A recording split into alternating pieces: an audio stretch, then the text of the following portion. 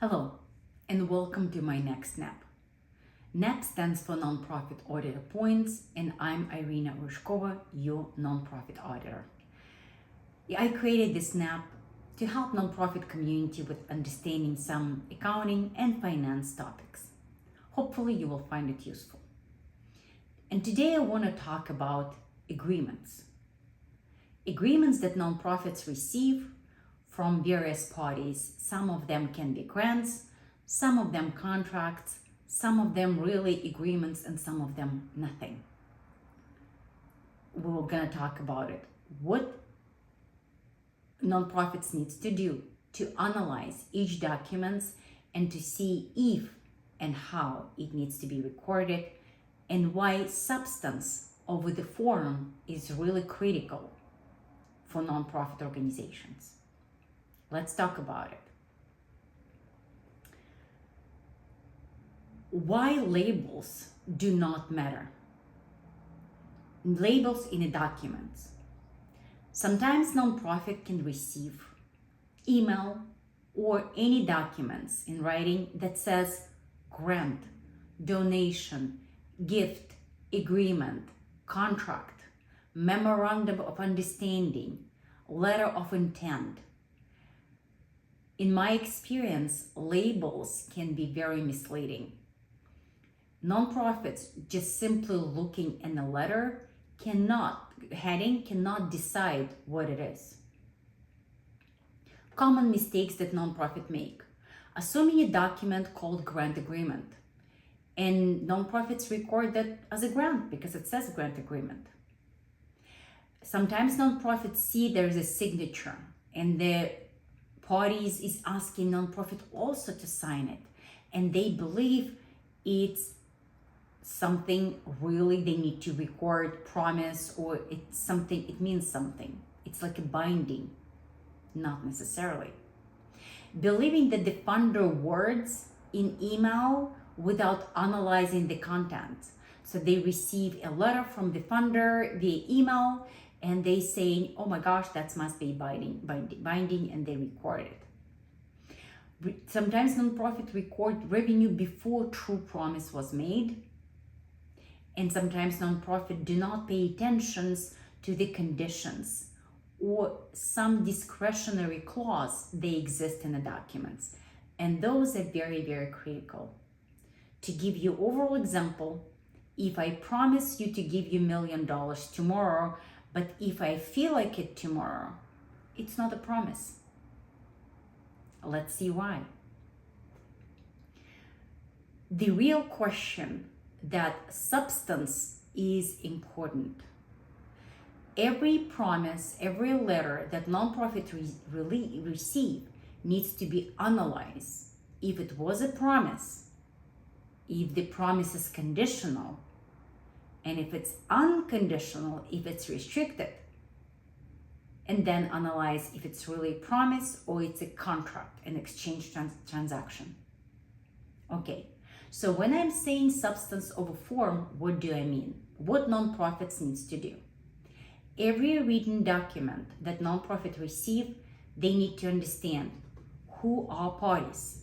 It could be 2 parties involved, 3, 4, 5, how many parties, but you need to have a clear understanding who the parties are.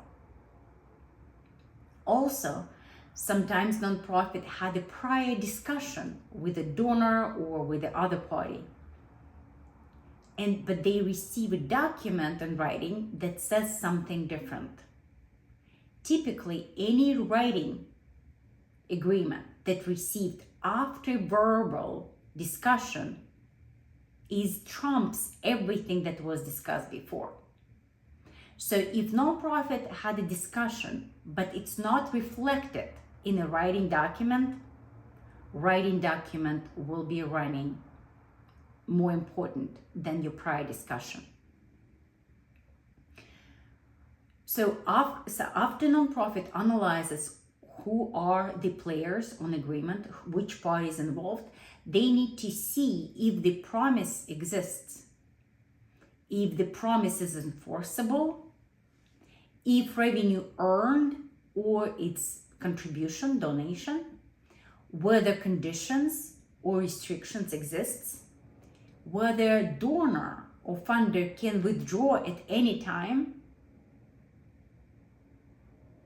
and if there's any additional documents needs to be reviewed together with that document. So first of all, if nonprofit will decide that this letter is constitute a promise, nonprofit needs to remember that any promise needs to be explicit, meaning stated, that writing, specific and enforceable. If a donor has a revocation at sole discretion or changing mind at sole discretion at any time, it's not a promise.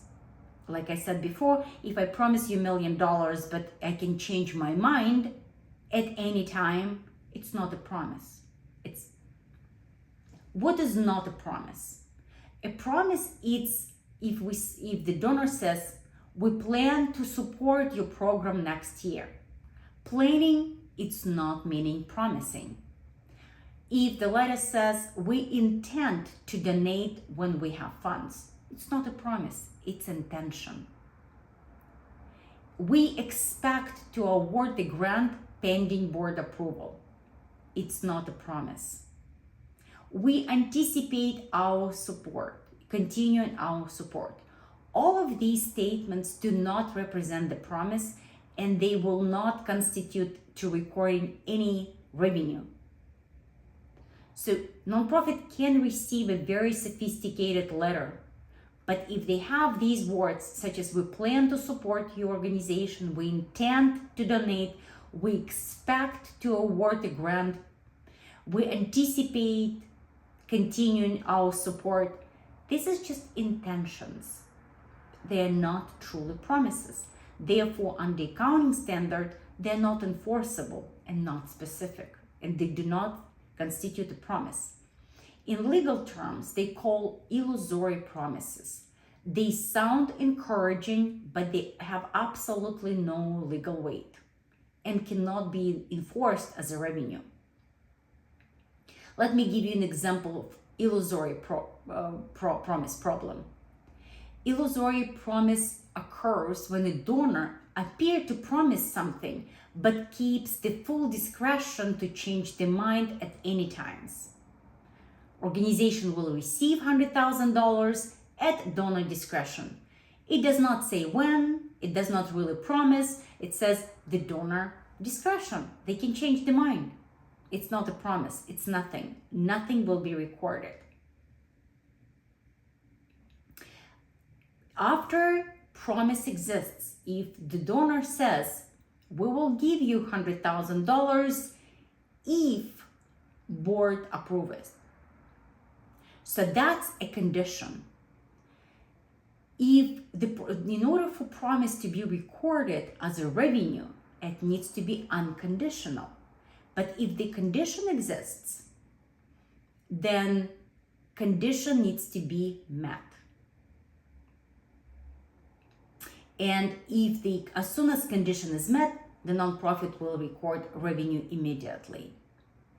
So condition typically involve two prongs. It needs to be some specific, very specific barrier and right of release money if the condition is not met. For example of conditions will say nonprofit will receive $250,000 if nonprofit raises matching funds. This is condition. Until the condition is met, there is no revenue will be recorded. So revenue only recognized when it's unconditional promise. But very often you need to first see if there is a promise and then if it's an unconditional. If it's a promise, not illusory promise, but true promise, and if there is a condition, very specific, then once the condition is met, you record revenue. Also in my practice, very often we see that nonprofits see simply administrative tasks as a condition. For example, nonprofits needs to sign this agreement. Nonprofit needs to submit monthly, quarterly reports, those administrative tasks, and they do not create condition. Conditions needs to be very specific. Very specific. For example, 100 meals served each week. Members of the board needs to attend this conference. Something very specifically. Now, if then in another way that nonprofit can see that it's not a grant, it's not contribution, but it's actually exchange transaction. What it means that this agreement means that we receive money if we as a nonprofit provide services to this party. That's called exchange transaction. And in exchange transaction, revenue needs to be recorded when it's earned, meaning when the nonprofit deliver services. Very often agreements have a budget. Budget does not constitute earning. Earning means that the person who is paying for services also receive benefits. It's exchange between two parties. If you have a budget, but the budget to do work for somebody else, it's not an exchange transaction, and meaning that recipient of the services is third party, and that's a grant. And in a grant, you recognize revenue when it's unconditional promise. If there is no condition, you do recognize revenue. So budget itself also needs to be analyzed properly. So again, going back to my previous statement, revenue recognition for nonprofits is a critical and very big, complicated issue. Before nonprofit records any amount as revenue, the substance of each agreement needs to be analyzed and concluded. Is it a grant or it's exchange transaction? But if it's a grant, meaning promise, it's truly promise exists. If it's conditional or unconditional, is it restricted by time or purpose? And only then you know what amount to record as revenue. Sometimes agreements can be not a contract and not an agreement. They're nothing. They can be, like we mentioned, expression of intent. We will continue our support next year. Maybe some preliminary discussions. And they would say, this is just preliminary discussion. Maybe they're draft agreements. Maybe they just describing future possibilities or give you preliminary budgets. Those are documents are not final and they should not result to recording any revenue. The importance to reviewing all documents. Sometimes we as auditors, when we're reviewing the documents, we're receiving the first 2 pages of agreement. But we see in those 2 pages, they referring to appendices, attachments, final conversations, maybe original agreement, and this is just addendum. So it's very important that nonprofit understand all documents that are incorporated in this letter, and they understanding what is the final agreement between parties. Also, sometimes reporting requirements, they are in appendices.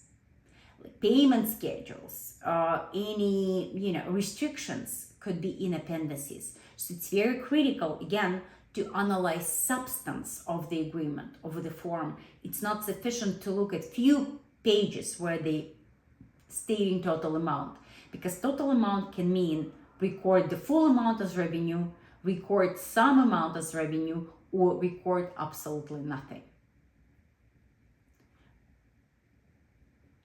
Important details are buried in the attachments. Attachments can have some hidden conditions, right of return the funds, obligations, reporting requirements, reimbursement language, and those are in appendices. Very critical to review it. Okay, so one more time.